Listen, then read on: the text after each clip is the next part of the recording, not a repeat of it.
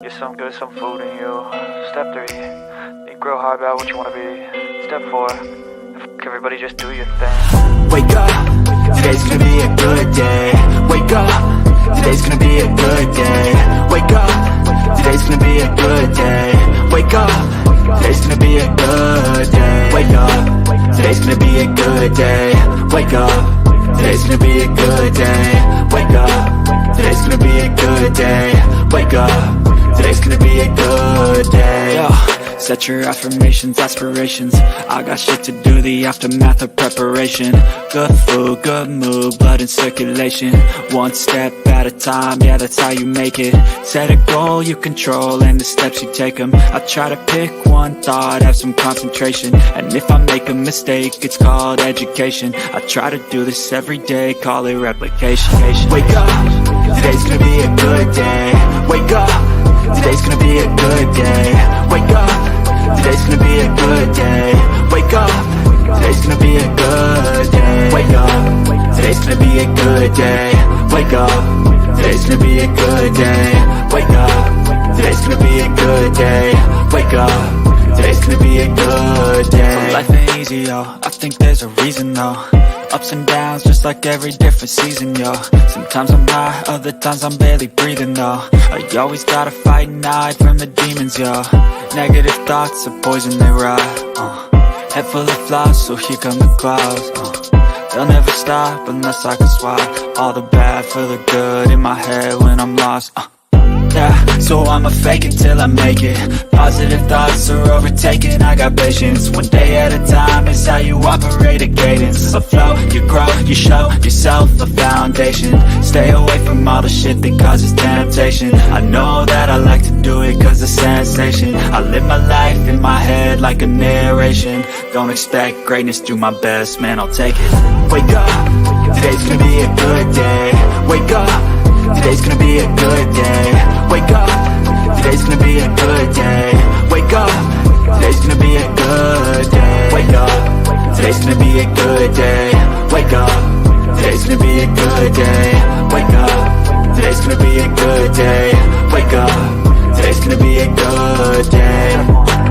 Wake up, really gon' rise to the sun. Step 2, get some good, some food in you. Step 3, think real hard about what you want to be. Step 4, everybody just do your thing. Hi, Bullhorn Betty. Thank you for my shirt. Welcome to the Bullhorn Betty Kids Club.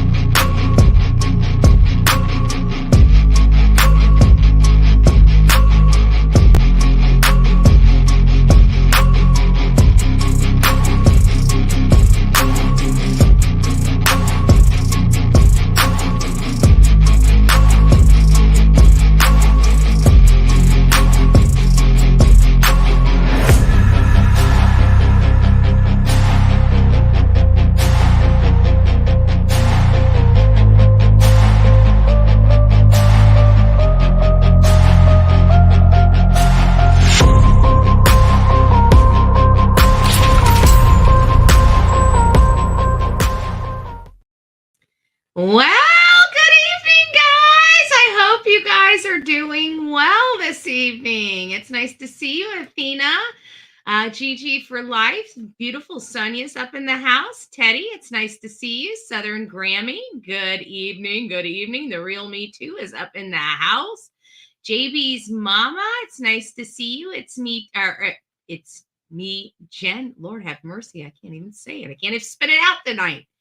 Kathy, it's nice to see you. Good evening. Good evening, all. Pebbles up in the house.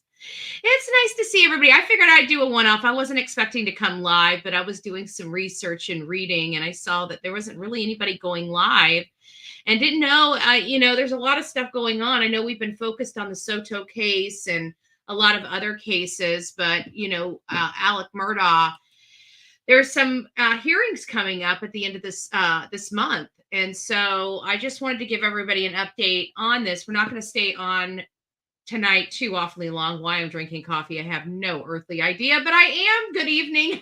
I'm going to probably be up long after this live ends. Justice Jane, it's nice to see you. Get them, girl. Oh, wrong one. Get them, girl. Get them. It's nice to see you. It's nice to see you. Before we get started on this, I wanted to bring you guys to this. I don't really bring radar articles up. You guys know I don't do like entertainment or anything, with I don't know. I just don't do it. I just don't do it. But every now and again, I'm always checking radar. And every now and again, an article will. Did I make a mistake or did you? What's Colton County? Did I spell Colton County wrong? Let me check. Make sure I didn't spell it. I saw somebody say something about Colton County, and I'm not sure if I spelled it. I don't think I did. No, I spelled it right. Okay. They were just probably making fixing something you did. Anyways, so this caught my eye. It's about an ex-beauty queen. And I believe we actually this is the first time we're bringing this, but there's a beauty queen out there that's now charged in the plot to kill her estranged husband. I believe we've talked about this. I think we've even showed some videos of this. This is the Shivers, whatever. And we saw her acting, on this video with law enforcement. It was body cam footage of her acting crazy. And she had this boyfriend over in a different, and anyways, long story short, she's been indicted. So I thought I'd bring this up here before we get started on really much else. And so here she is right there. In all intents and purposes had a life, the normal life of the American dream. So Lindy Shiver, a former beauty queen, charged over an alleged plot with ex-football star husband, Robert Shiver. Is it Shiver or Shiver? I think it's Shiver. A husband killed. Whined in court about her strange spouse allegedly breaking a promise to let her see the kids. According to the court documents obtained by Radar Online, Lindsay demanded Robert be found in contempt of court for failing to allow her to visit her children during the short time she was granted until the trial overseas in March. Lindsay claimed that Robert was interfering with her ability to communicate with her kids. She claimed he routinely withheld information from her as the children's whereabouts, despite husband's prior repeated promises to the defendant and her parents to allow visitation of the minor children. Defendant wife has received no visitation with the children since her return from the Bahamas, December 22nd, 2023.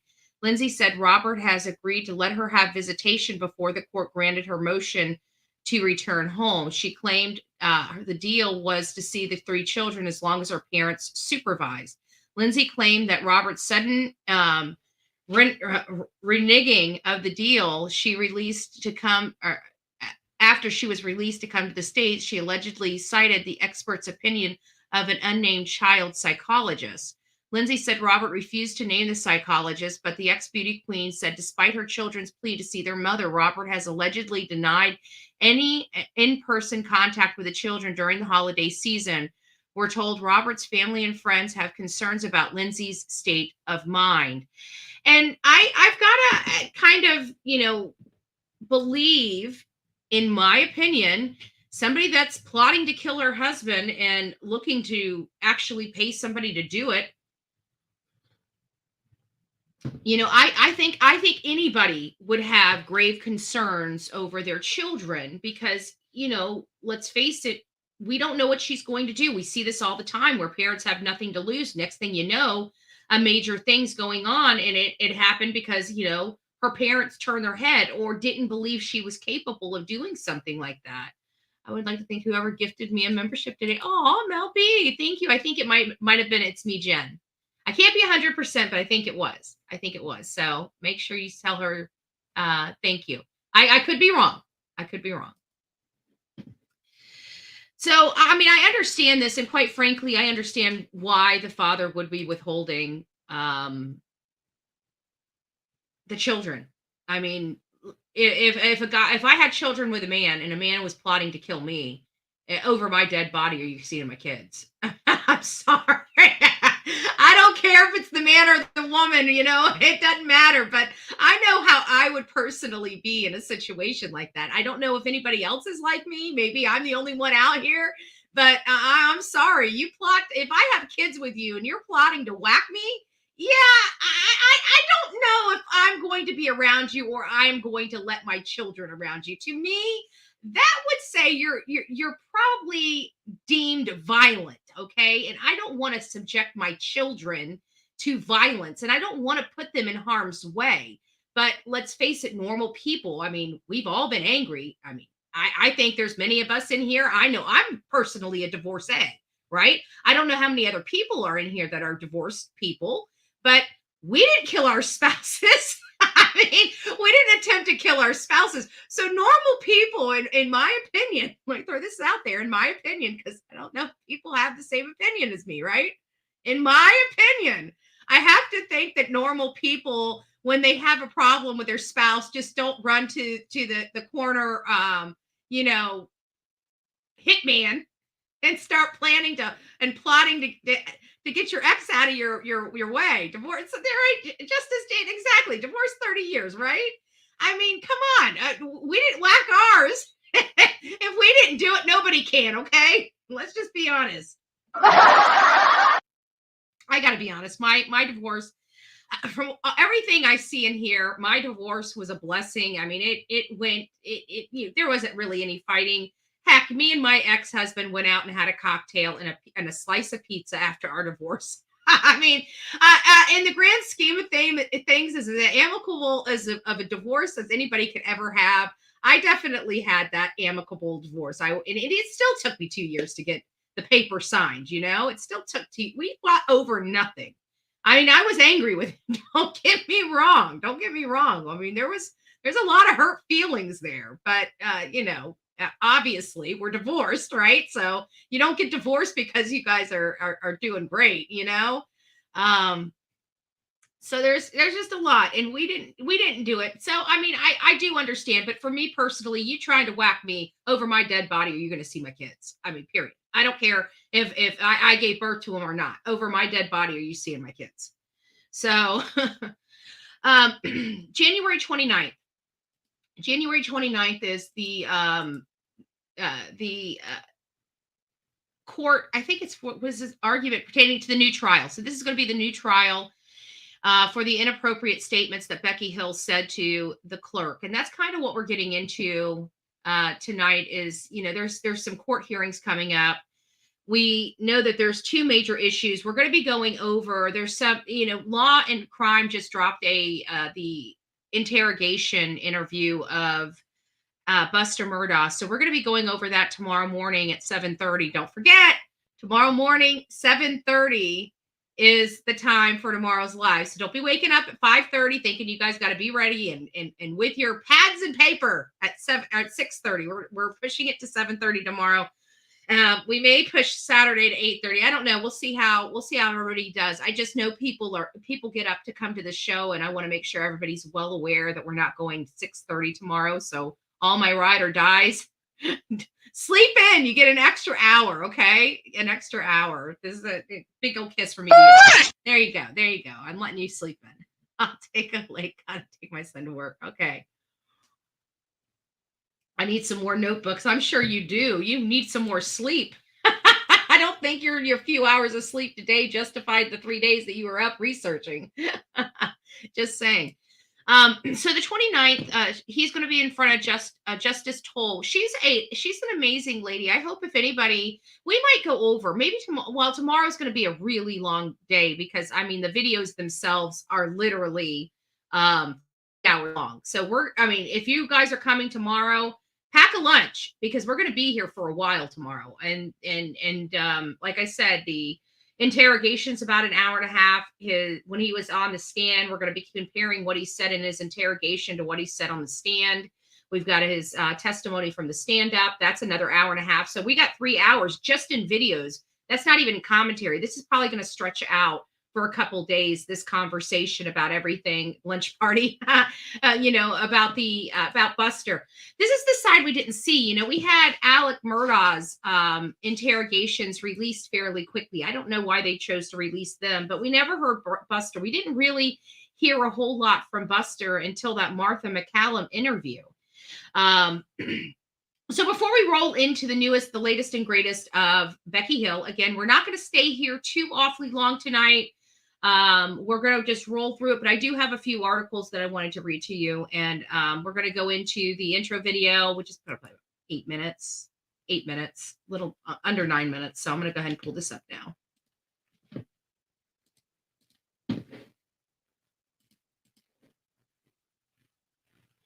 The State versus Richard Alexander Murdaugh, defendant. Indictment for murder, guilty, verdict. That is the clerk of courts in Colton County, Rebecca Hill, better known as Miss Becky. Alec Murdaugh and his defense team have accused the clerk, Miss Becky Hill, of the unthinkable, tampering with the jury. The defense team say she did this for a book deal, money, and fame. However, the ghostwriter to her book has a different opinion of the situation. Here's what he has to say. The only thing I can tell you is her integrity, which is she's one of the most genuine people I have ever met. Just got to stop it there because he's singing a different tune now, because now she's also accused of plagiarism, right? So we have an ethics violation, a wiretapping, plagiarism. I mean, they just keep racking up. And Neil actually came out, and I think it's, you know what? I think it's just too much pressure for him. And he's just distancing himself from her. I don't really know what the truth is. Nobody's really going to know the truth until this goes to trial, until the ethics complaint stuff is done, until the wiretapping stuff. We're really not going to know. So again, this was taken quite some time ago. And when I heard that, I'm like, wait a minute, he's singing a different tune now. So I figured I'd stop it and explain it.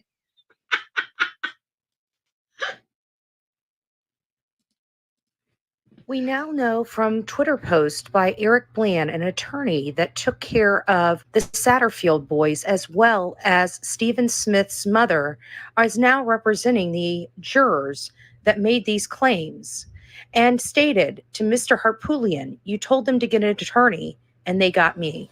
The State versus Richard Alexander Murdaugh, defendant. Indictment for murder, SC Code 16-3-0010, CDR Code 0116. Guilty, verdict. We never considered the likelihood, as reported to us by the jurors, that the clerk of court would go in to the sanctity of the jury room before he testified and tell the jurors, don't be fooled by his testimony. The only thing I can tell you is her integrity, which is she's one of the most genuine people I have ever met. She's a rule follower. The information we got, I can tell you, was independent of each juror.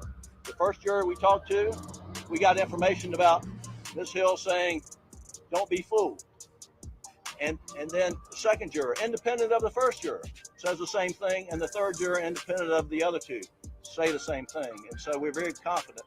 Hill, according to Murdaugh's motion for a new trial, made up a story about a Facebook post that claimed a juror dubbed Egg Lady had talked with her ex-husband about the case. That juror was removed right before closing arguments and replaced with an alternate, James McDowell. Murdaugh's lawyers believe Egg Lady would have voted not guilty, possibly causing a hung jury. I want to thank the Colton County Clerk of Court, Becky Hill, and her entire team and their staff. I don't know.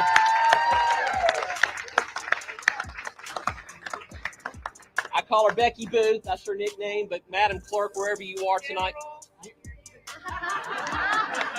So why would Miss Hill do something like this? Well, the defense believes it was for this book called Behind the Doors of Justice that she co-authored with Neil Gordon. I started working with her in late March and reached back to her. Becky said, well, I may want to write a book. And so they put us together, and we accomplished writing the book within 6 months. Most books are, and many of the Murdaugh books are, a year to 2 years in the makings. I would say it was a pretty rapid pace. I was very surprised at a lot of the allegations. The Becky Hill that I've known for 6 months, I mean, I asked her every question under the moon about all of her duties, dealing with the jury and the attorneys and the judge and the public and the media and everything. And the only thing we discussed, which gave me an idea about her integrity. She said it was a very prayerful jury. And I said, well, did you get to pray with them? And she said, oh, goodness, that is against my oath of office. We're not allowed to do that. We did pray with folks on my staff, but it was just a prayerful jury. So it was very surprising. And one of the reasons I wanted to come on is Dick Arpulian and Jim Griffin tried to pin the book as a linchpin or a reason why some of these allegations were made and what she's alleged to have done. This is a self-published book. Together, we put $30,000 of our own money because we believed in having a piece of history for what's considered the trial of the century.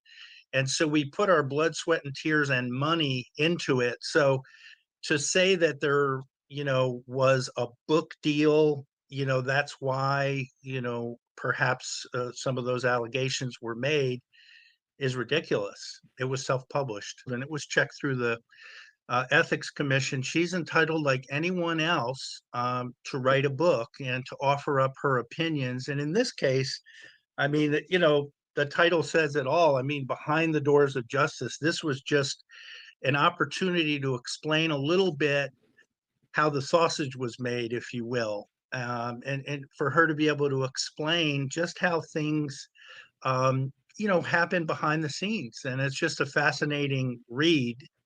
And there is an opportunity for there to make money. Hasn't made money yet.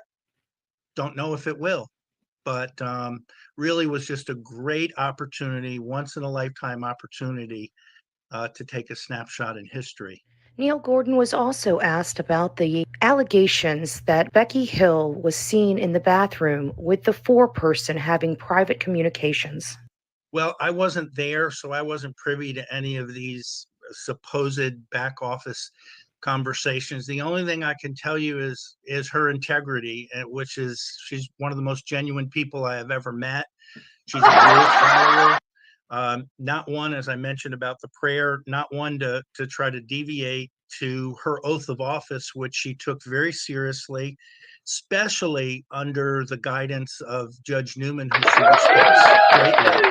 She will be continuing to review these allegations with her attorneys in Columbia. They will be putting out a statement, and we'd be happy to send that to you. I can't speak for her.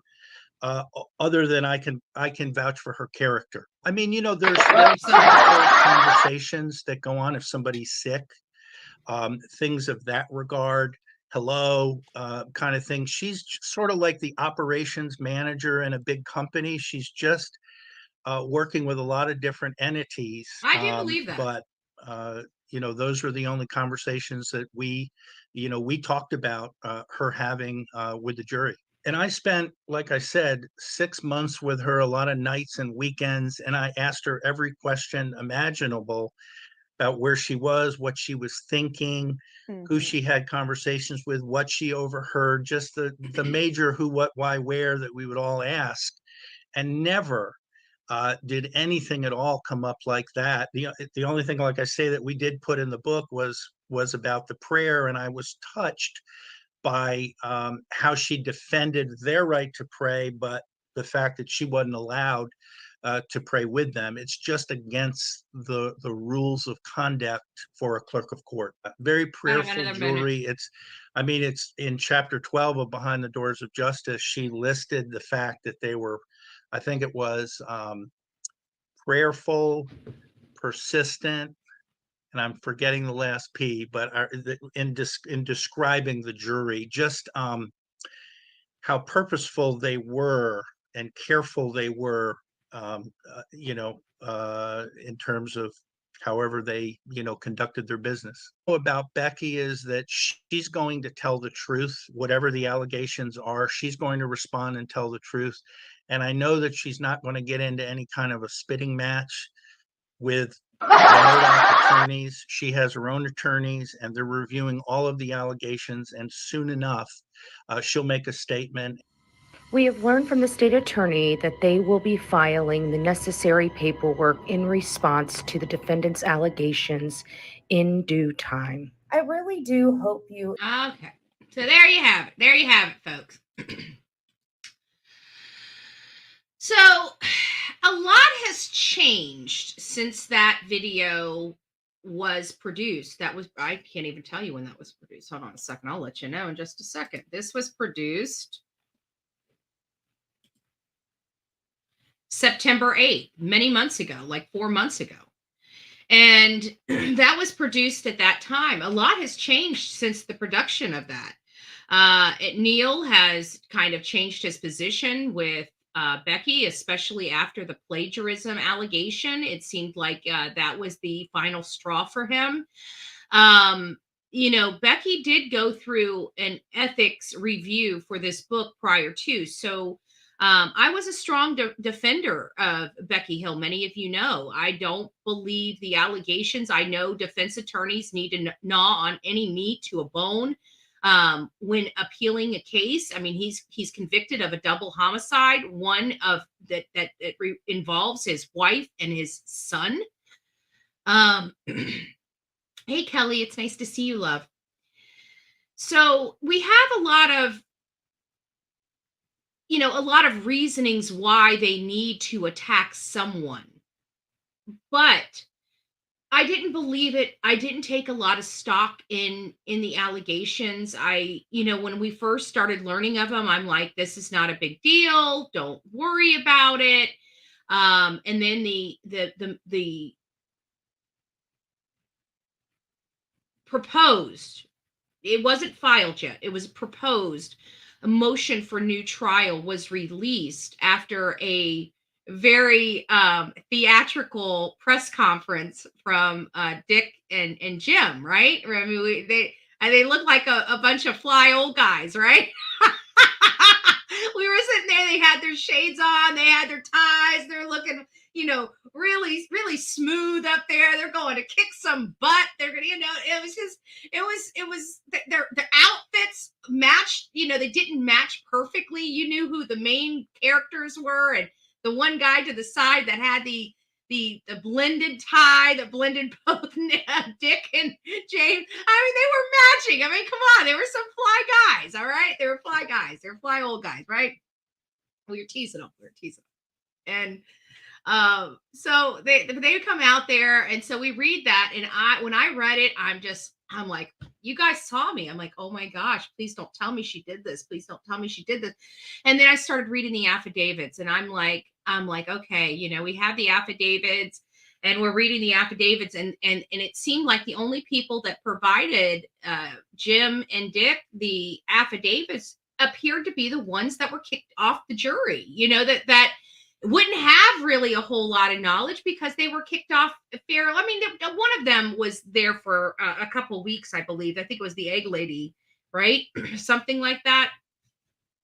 She was the one with the email issue and the ex-husband, and it was just a lot of drama. And the reason why we call her egg lady is because when Judge, oh gosh, why can I think of his name? I'm so tired right now. When the judge kicked her off, he basically said, is there anything else that Newman, geez Louise, I can't even think tonight. Judge Newman, when Judge Newman went to kick her off, he's like, well, do you need to get anything else? And she's like, yeah, I just need to go get my eggs. And we didn't know the context behind the whole eggs. One of the other jury members brought them all fresh eggs to the jury. So when she said that, I mean, I even think that we heard chuckles coming from the where the people were, the public sat. I think we even heard that because I know we were cracking up on the end of this computer. It was one of those things where it was a hilarious situation. I mean, we didn't know what was going on. We knew she was getting kicked off, but hey, stop the hate or in the hate. But anyways, it was just really hilarious. But it seemed like it was just the people that seemed to have been humiliated or, were rubbed the wrong way. It didn't seem like it was the actual jury that deliberated and brought the verdict down. It didn't seem like it was any of them. And then, when we read the affidavit, it basically said that Becky was saying this to the entire jury body. And so our point was, well, if she said it to the entire jury body, we should have more affidavits than we have. We didn't have any more affidavits, and nobody was willing to proffer affidavits to them. And there was one person that they said was willing to sign the affidavit, but kept giving them the runaround, basically. So it didn't seem like that juror was really willing to give them an affidavit. So I don't know. Either way, I didn't believe it. I was a strong defender of Becky Hill until when I started changing my position and realizing that, she's got some flaws that we've overlooked, was when her son, Jeffrey, AKA Colt Hill, was arrested for wiretapping. And one of the very first things I said was, this is not good, because now I know that Becky she has no problem with shenanigans. And that's exactly what I said, because I know country boys, and country boys are mama's boys. And that boy ain't doing nothing without his mama's approval. And if he was listening in, he had mama's approval. And that was, we've learned that was a good observation, because later we found out that when they did arrest Colton, they took her phone. They confiscated her phone. They had a warrant for her phone.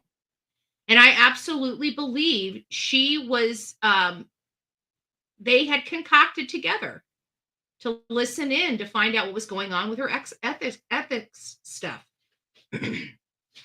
That wasn't a good strategy, period. It just wasn't. So that was kind of when my defense of Becky Hill kind of started subsiding, because I realized, when I was defending her, I was thinking she's an upstanding, good clerk. And while in most accounts, I'm sure she is. I'm sure she is. And I'm sure this is something probably as simple as her just being nervous about what's going on and just wanting to have an edge to find out what was going on. But either way, she violated the law in the process. And it doesn't make her look good on the heels of a motion for new trial. I just don't understand what she was thinking. And it really causes a lot of people, like Eric Bland has been fighting for the victims. This has got to put him in the hot seat as well, because think about it. We don't want to have a new trial. It's very costly. Anyways, I'm going to get off my soapbox. We're going to read the article from the Statesman. Is it the Statesman? The State, excuse me, the State.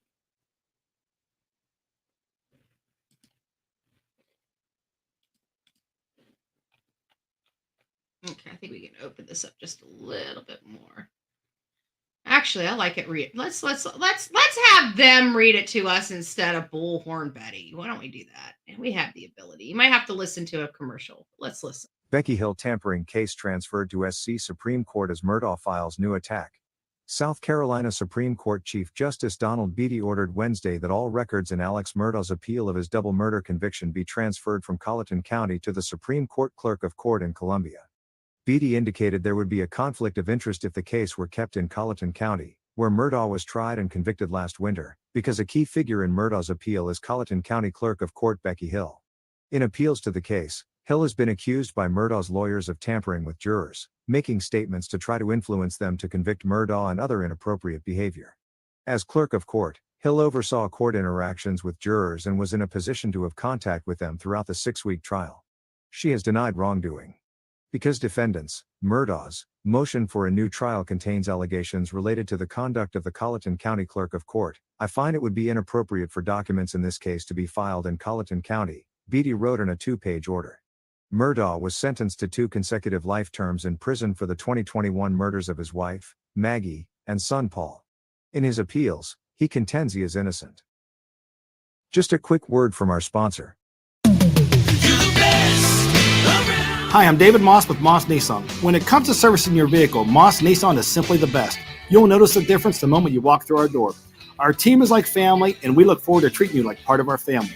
With our state-of-the-art service facility, factory-trained technicians, we are more equipped to service all make and models. Plus, with our extended service hours, our pickup and drop-off service, you can have your vehicle serviced according to your schedule, not ours. Experience the Moss difference today. Moss Nissan, whatever it takes. From now on, all documents, orders, and correspondence related to Murdaugh's appeal should be filed with the Supreme Court, Beatty said.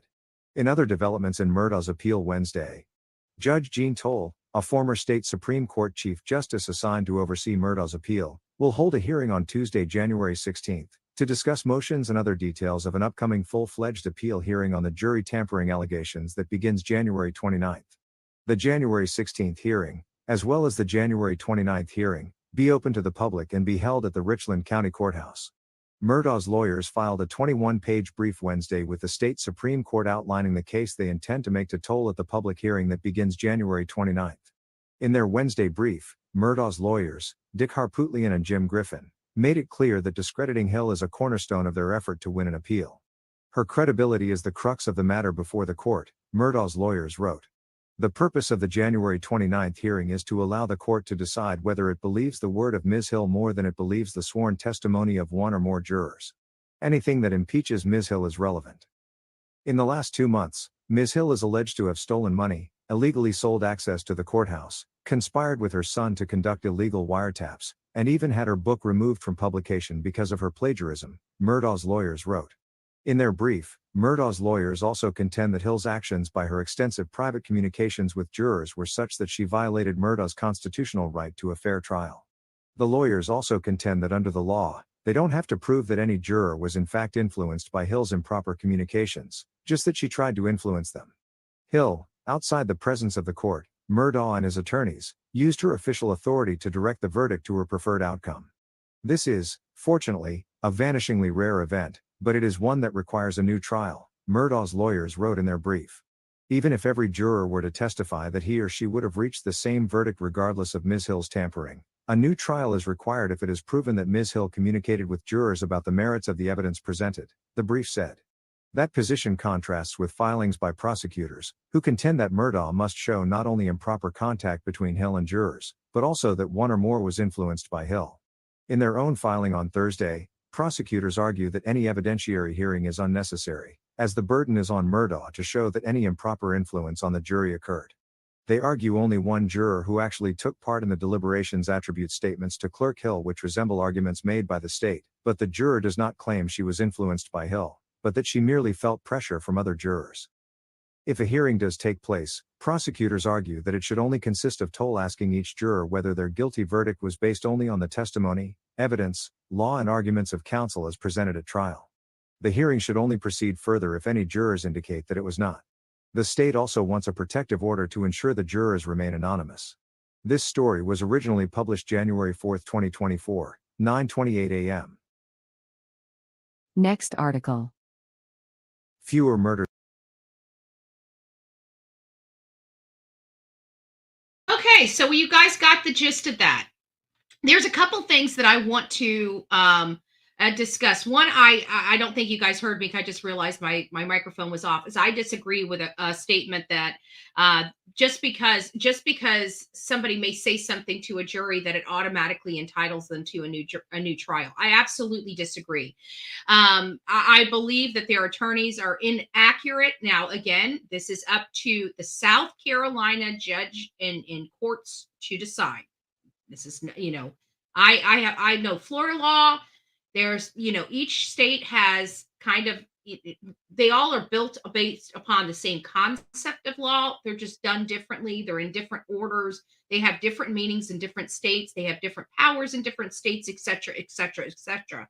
So I'm not quite sure how it is in South Carolina, but I have to think it's pretty much similar. And we just discussed this on another case in which I can't remember. It was just in the last week or two where somebody else was taking the hearing to do a new trial. We just talked about it. And I can't think of it for whatever reason. I can't think of it. And I know one of you guys probably will remember it, but it was just in the last week or two that we were talking about it. And I actually referred to the Alec Murdaugh trial and talked about this whole motion for new trial situation. But you're not going to get, actually, I think it was this morning. I think it was the Maya case, as a matter of fact, that we were talking about it because they were trying to get a new trial. And then there was another one. I can't remember. No, it was another one within the last week because they were going to an appeal. It was similar scenario.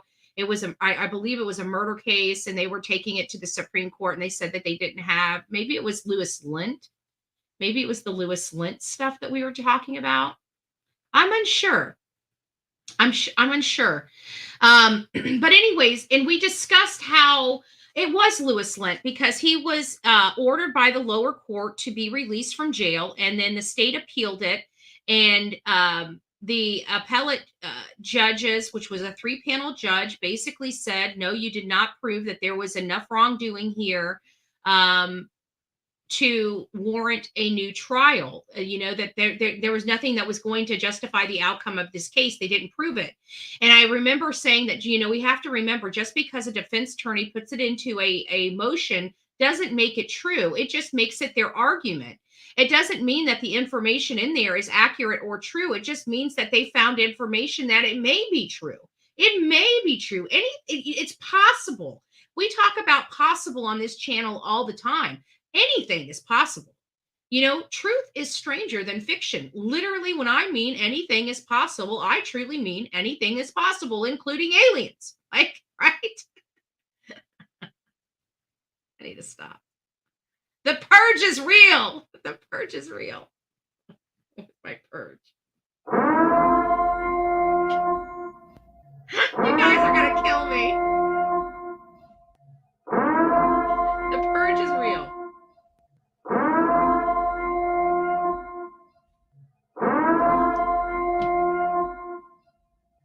But they're alleging basically that even if it wasn't going to change the outcome of the trial, that they're still entitled to a new trial. I totally disagreed with that. I think it's been proven more in more states than not, that just because there is, that there's mistakes that happen in trials. Again, our system isn't perfect. We as human beings aren't perfect. Our law is designed for imperfection. And so it has to be fairly egregious. If a jury comes back, 12 people come back and say you're guilty, you've convinced 12 people, your peers. You have to come up with some substantial evidence that says something happened that would have made them change their mind had they heard it. You can't go in there and say, oh, well, we don't know what she said, but we know she said something to them, and we believe it could have changed the outcome of this case. Meanwhile, all the jurors are saying, no, it's not changing squat. And they're still saying that they're going to be entitled to it. And again, because they're bringing this, they're the ones, even though they're the defense, they're bringing the appeal, challenging the ruling. So basically, they're in a kind of a plaintiff position. So they're required to meet their burden because they're the ones alleging the wrongdoing. So they have the burden of proof on them to prove it. It's not for the state to prove. So when they say, it says, because the defendant Murdaugh's motion for new trials contains, this is another thing that we did not hear about, the money theft. I don't think we covered money theft on here, so I'm going to dig into that too. But it says, because the defendant Murdaugh's motion for new trial contains allegations related to the conduct of Colleton County clerk, they find it, so she's not going to be presiding over any cases, which we know. When you're become a witness in the case, you're kind of removed from any more hearings or work done with that case. So did they do this for strategic purposes? I mean, it's possible. Think about it. When Dick and James came out with a motion for new trial, they basically put Becky and Judge Newman on notice that they are going to be most likely witnesses in this appeals process. So now when you make somebody a witness, they can no longer preside. See, smart strategy. They can no longer preside over other matters. They're now a witness in another matter. It clouds it. They've got to, they can't do it. So this is where where was it?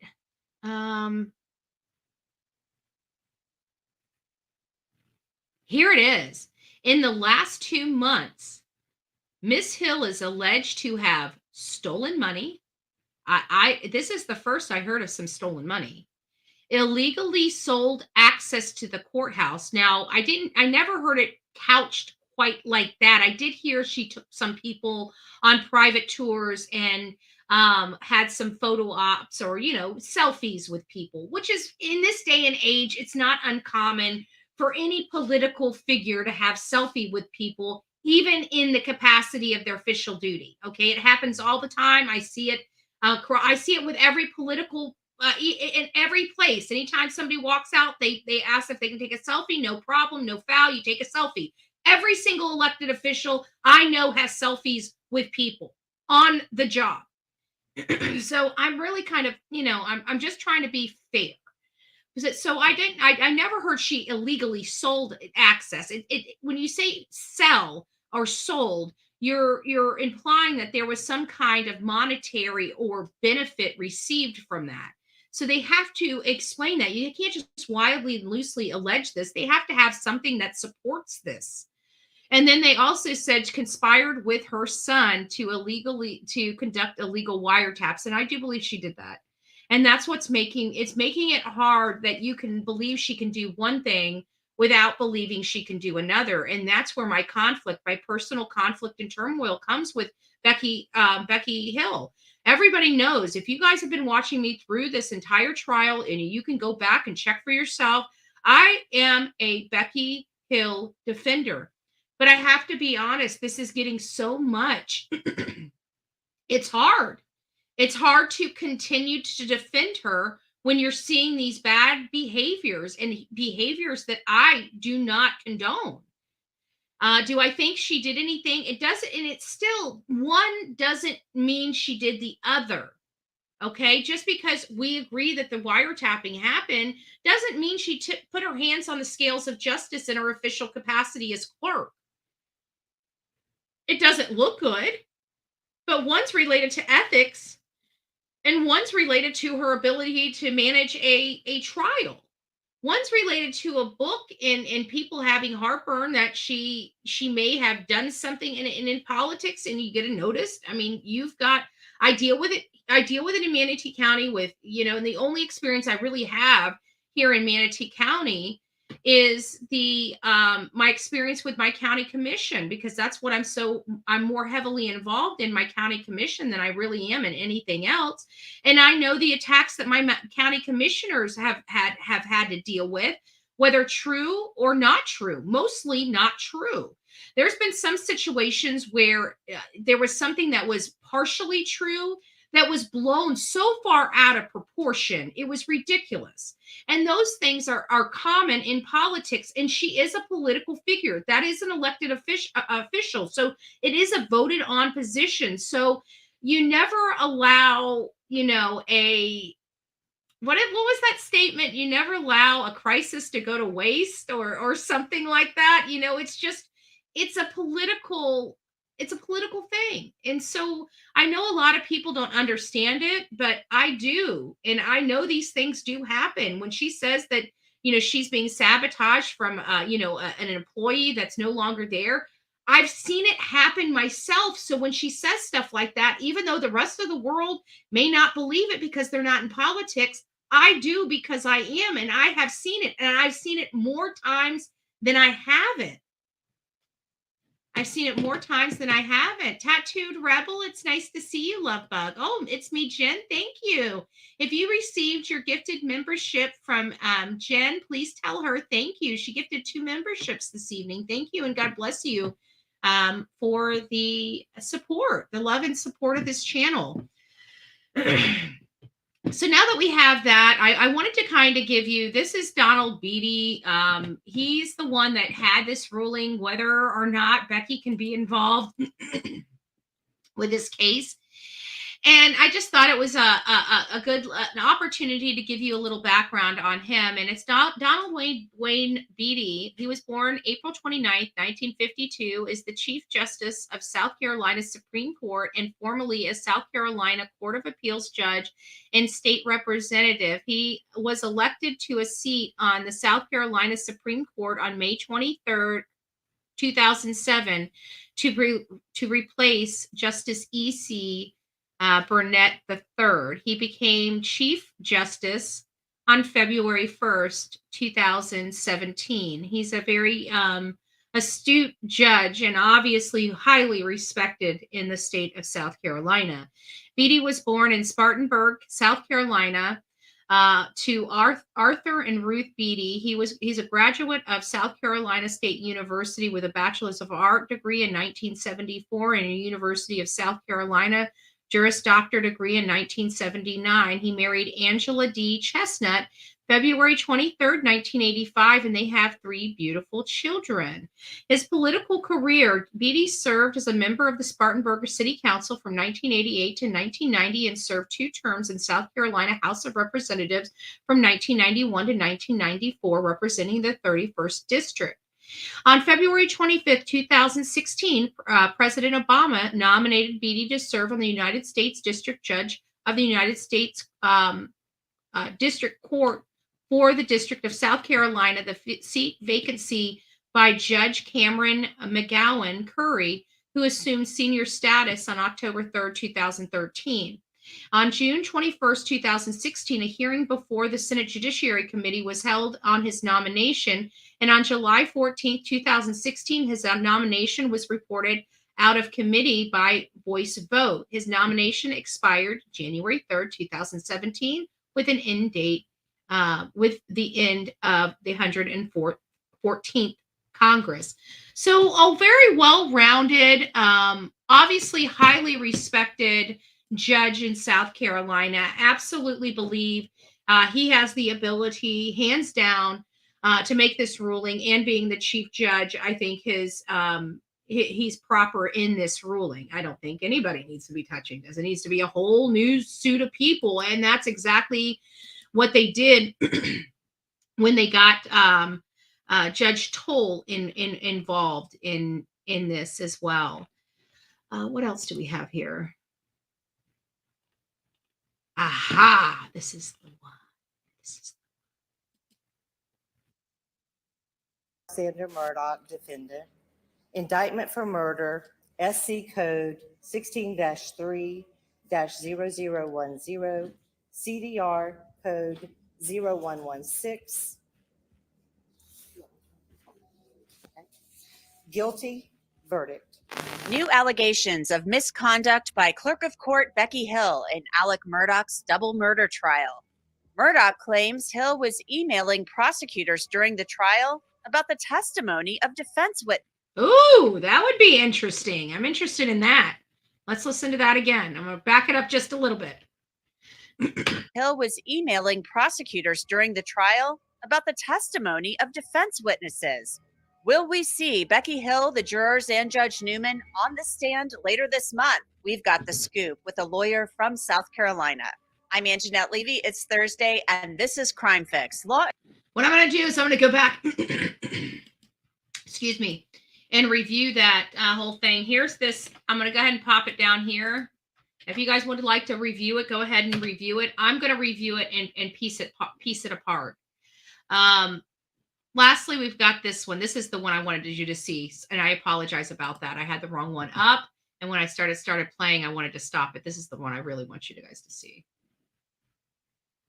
Good morning, Eva. Good morning, George. The argument Alec Murdaugh's lawyers are making for him to get a new trial has very little to do with Murdaugh himself, but instead the clerk court, Becky Hill, and questions about her behavior during his trial.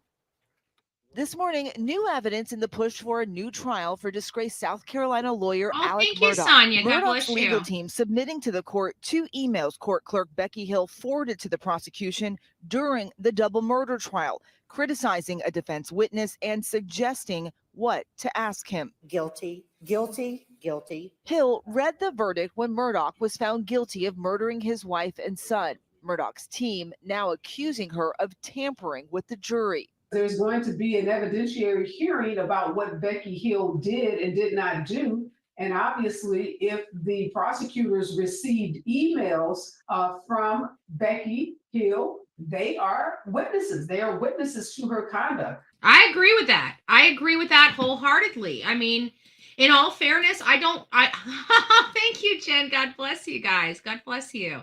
If you guys received your gift membership, please thank Sonia or Jen. Thank you. I'm done. Okay. So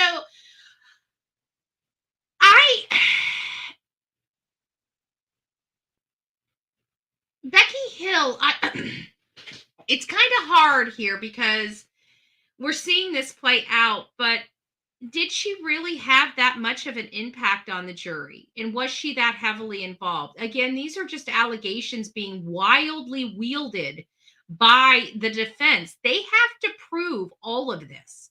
They have to show that she was emailing this and the context of those emails. She is the clerk. She's basically the operations manager of that trial. And therefore, she's going to have to deal with a lot of moving parts. Is it uncommon for her to email with the defense or the prosecutors? Of course not. It's not. Depending on what is inside those emails will depend on her conduct and whether it was proper or improper. We need to see them. The courts need to see them. I'm sure it's going to come out. And we know that they're going to be doing the hearing at the Richland County Court, the courthouse. Actually, let me do this right now. Richland County Courthouse. Give me just a second.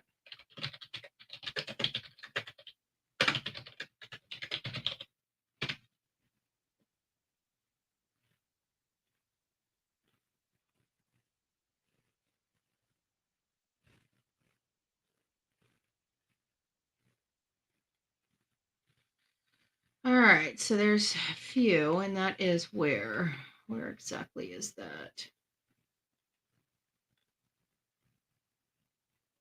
I don't know what community that's in. It's Richland. It's near Columbia, West Columbia. I see that. So at least Buster might be, if it's in Columbia, he might be, or near Columbia, he might be there. I actually, let me see how far it would go to get their directions. I'm not showing you guys directions, but I am going to put them in and see how.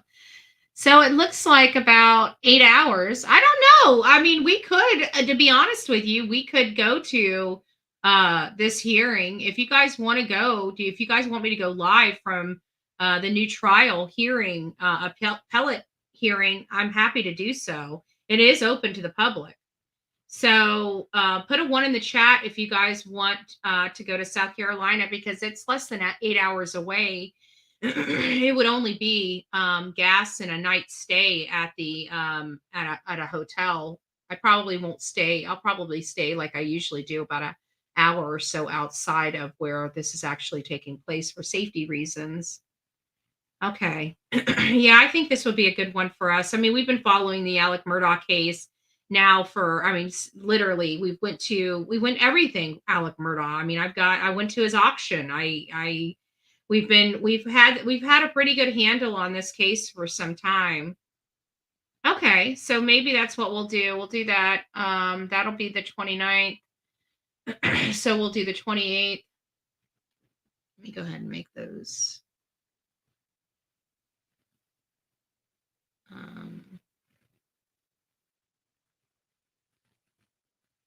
Yeah, hold on a second.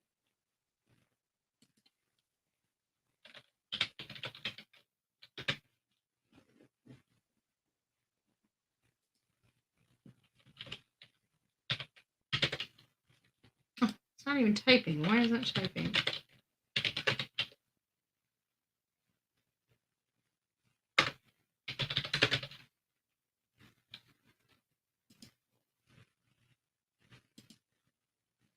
Sorry, guys, just bear with me. Yeah, that looks good. We only need one night. We don't need anything else.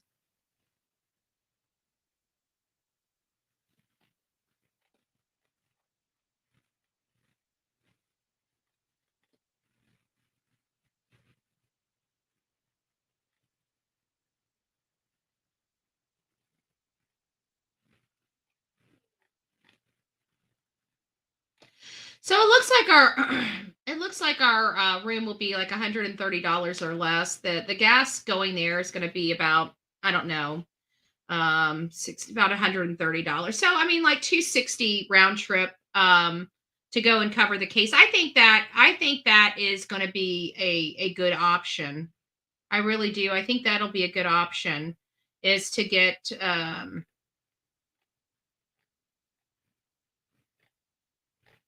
all right. Well, what I'll do is I'll look on where this I'll look on where the actual courthouse is, and I'll map my trip, and then I'll let you guys know for sure if we're going to go. I don't want to say that we're going to go and then not go. So I'll know by tomorrow when we do our live in the morning. I'll do some additional research here and see if it's doable. Budget, timing, everything, and if it is doable, we'll go ahead and commit to getting out there. So just stay tuned. And that'll be for, I know they have a hearing on the 16th as well. They got two different hearings, one on the 16th and one on the 29th. I think I'm going to go to the 29th hearing. I'll check into both hearings and find out which one we want to go to, but I think it's going to be the 29th hearing that we're going to attend, not the 16th, just to let everybody know. The 29th would probably be the most reasonable. Let me know if you need money and I'll try to help. Yeah, yeah, in any type of these where we go on a trip, we do $1 will do compare. We crowd fund. So anytime that you guys can help with these trips, it's always welcomed because they do get costly. I mean, this is a night and it's costing $260.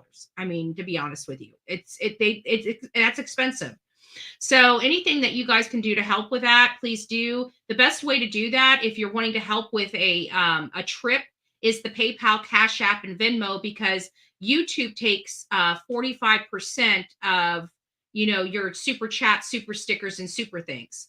So in order for us to get 100% of those proceeds for these trips, the best way to do it is the PayPal, Venmo, and Cash App. And again, it's strictly up to you guys if you want to help with these things. I try to do it with the budget that I have, but you guys know it's tight. Okay, it takes a lot of money to go out to these things. We're a small channel. This is a viewer sponsored channel. So if we do go out, it really does need to be sponsored by the channel. So that's just where we're at. But we try to budget, and trust me, I'm a cheap woman, so you don't have to worry about me going and living an elaborate lifestyle out on the road. I mean, there's been times where we've been so disgusted by our cheap room that we couldn't even stay in it. It was so dirty. So I mean, we budget the heck out of our trips. I can promise you that. We budget the heck out of our trips. They take 30%. They take 30%. I don't know what they take. I heard people say they take 50, 45, 30. I truly don't know. I know that we just signed new stuff and it said, and I remember seeing it, it said 45% on it. And I just recently signed it within the last year. So I don't know. It's one or the other. So either way, they take a cut. So if you want 100% of your proceeds, is all I'm saying. If you want 100% of your proceeds to go to the trip fund, these are the ways to do it. But other than that, I think Becky Hill's in a world of problems. I think she's got herself into a little bit of a pickle, even if she's found, exonerated, so to speak, of any kind of tampering with this trial with the jury. I still think this whole ethic thing is going to do her in. One was a result of the other. Like, I don't think that this whole ethics thing would have been an issue if it wasn't for Alec Murdaugh's defense attorney, sounding the alarm, saying, accusing her of doing horrible things. I don't think that this whole book thing would have been such a sticking point. What made this book thing a sticking point is because of their allegations that they levied upon her. And it made people look at her and put a magnifying glass on her. And when you put a magnifying glass on somebody, you're going to be able to find something. Why? Because nobody's freaking perfect. Everybody's got issues, okay? Even the people with the magnifying glass. It's just nobody wants to acknowledge it, right? So either way, I think she just got herself into a pickle. And I feel like, I truly feel like she seen an opportunity that she could capture this. This is, to be honest with you, she was put in a position where she had a personal insight that nobody else had. And I'm glad she brought it to the world. I'm glad she really did, present her side of it to the world. And I hope people buy her book. I heard it was pulled because of a small plagiarism, a little tiny clip in there. That's why you don't plagiarize on books, Um, it's it's not good. It's not good. And yeah, if you're going let me give you cheating 101 with Bullhorn Betty. I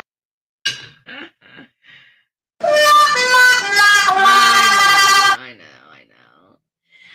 If you're going to plagiarize, do it from somebody that's non-existent, right? Somebody that nobody's going to really find. When you're taking stuff from like BBC, which is more known than you, you're probably going to get a little bit of a problem. I want to say it's not a mystery. It's not a mystery. Let's see. I know I got something else here. I see another thing. I think that's it. I think I got everything. Oh, I know what I was going to do. I was going to talk to you guys. I did do an update on, I did do a search on, Becky Hill's son, Jeffrey, AKA Colt Hill. It looks like the Attorney General's taking over. And I think we discussed this earlier in the month about how, because they're moving it to a different court, they have a lot more subpoena power. We haven't really heard any more about Colton Hill at all outside of December related to this wiretapping. We don't know if they're using it as leverage to get to Becky. We don't know what's going on. We don't, we know that they do weird tactics like that. They will use, leverage on a family member to get to another family member. But the SLED agency they have to do their investigation. They need to get to the bottom. There were allegations alleged that Becky Hill did something in that courtroom. And if that's the case, he's depending on how severe it is, not just because something bad happened and it had no effect and it would never have affected the outcome of his trial. You cannot get a new trial if it's not going to affect the outcome of your previous trial. That's almost asinine. It's an oxymoron. You have to show that what happened would have affected the outcome of the trial to get a new trial. In most cases. There might be something. I don't know. I don't want to say on all cases that has to be the case. In most cases, that's the way it's always been. The only reason why I'm taking that back is because there may be a case out there that I'm unaware of, and I don't want to make that strong. But most cases, we'll say that. All right, guys, I told you I wouldn't stay here too long, and I've already been here for over an hour. So I'm not opening the phone lines. We're going to take a deep dive into Alec Murdaugh tomorrow. It's going to be a long day for us. For those that would like, you can come in and come and go as you wish. It's going to be one of those days. We have over 3 hours of just videos, the interview, him being on the stand, being questioned on the stand at the murder trial. We want to hear everything in its totality with Buster. This is the first time we actually get to compare the two side by side. I'm not sure if I'm going to do it all in one sitting or not. It really depends on if I can. Sometimes it's almost a little hard on me because we got to keep bouncing back and forth and keeping a lot of stuff together. And not only that, it's just a lot of listening. And so I know that you guys get burnt out, especially a lot of the monotone type of stuff. So I don't want to burn you out. So we'll play it by ear. If we can do it all tomorrow, we will. If it needs to be broke up in a couple days to get through it, then we'll do that as well. But I think it's a good time for us to kind of reflect on where we came, especially if we're going to be presented a new trial in the future. I really hope they don't. This was a very expensive trial. And I'd hate to know that the clerk of the courts cost the taxpayers money. Our taxpayer money, it needs to be protected. We have a lot of people that don't mind spending our money. And we need more people out there in the world holding our politicians in our counties and communities accountable for our taxpaying money that they're spending out there willy-nilly. We want to make sure that they're doing it appropriately and for the right things. And this would be one that would highly upset me if South Carolina has to expend millions and millions of dollars yet again to run another trial. it's going to be a tough pill for me to swallow as well as everybody else, but we'll do it. We'll go through it if need be. So we'll see how it all goes. There's nothing set in stone yet. We have now officially said, so we've got about 20 days to come up with about $260, $300 to go out here to Richland County to cover the appeal for new trial and see how all that goes. This is close to Columbia. We don't know. We might see a rare appearance from Buster while we're out there. We'll see. All right, guys, God bless you. Go make it a great evening, and I'll see you tomorrow morning. Don't forget, 7:30, not 6:30, 7:30. And we may start pushing that out just a little bit because, we have a lot of people that I'm noticing is coming that's watching from California. And I'm getting some emails that they love the content, but it's a little too early for them. So I'm trying, we go through this every year, sometimes a few times every year, where we're trying to balance some timing so we can include more people. So we're going to start at 7:30 and see if we can get a happy balance at 7:30. And hopefully we can, because I got to be honest with you, I'm up so early, pushing it later and later. It makes me more tired and it causes me problems with my day because I research the rest of the day for various things, not just for true crime, but for other, things that I'm working on. So either way, we just need to figure out a happy medium for everybody, and we'll be working on that and testing out the water. So for the next week or two, we're probably going to go 7:30. We'll see how that works for everybody. And then if we're still having some issues, we'll check out a different timing. But we want to keep within that 2-hour time frame, 6:30 to 8:30, because that's our window. We've worked very hard for that window. I think a lot of people come here because they know we're up at that hour. We may also consider starting at 6:30 and just extending the live a little bit longer as well. That's an option. So we'll see. We'll play it by ear. We'll figure out, because again, this is a channel for you guys. So you guys kind of make the rules yourself. So it's really, audience gets to make this decision, not Bullhorn Betty. So you guys get to go home tonight, lay your heads down, decide what you guys want to do, what time you want to wake up, what time we want to start the show. But I want to keep the morning show morning. We're not pushing that. If we need to have another show, which we've been playing around with, a lunchtime show as well as an evening show. And maybe we just need to keep, be repetitive in the time slot. So we get, people realize that we're committed to that time slot and start coming over here during those times. So we're just trying to figure out what's going to work for the channel for the 2024 session. So if you guys have some suggestions, please let me know. You can put those, send those to bullhornbetty@gmail.com. That's bullhornbetty@gmail.com. Guys, make it a great evening. God bless you. Don't forget to be fearless. If you see something, say something. An ounce of prevention is worth a pound of cure. And until next time, please be safe. But more importantly, please be kind to one another. We say no to cyberbullying here on the Bullhorn Betty channel. God bless you.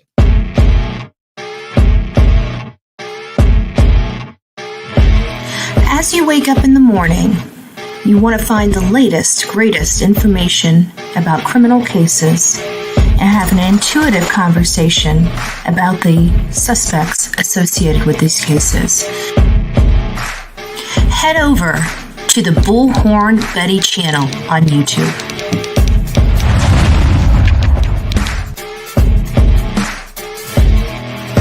Get breaking news right here on the Bullhorn Betty channel. Welcome to the Bullhorn Betty Coffee Club. Enjoy your stay and enjoy your day.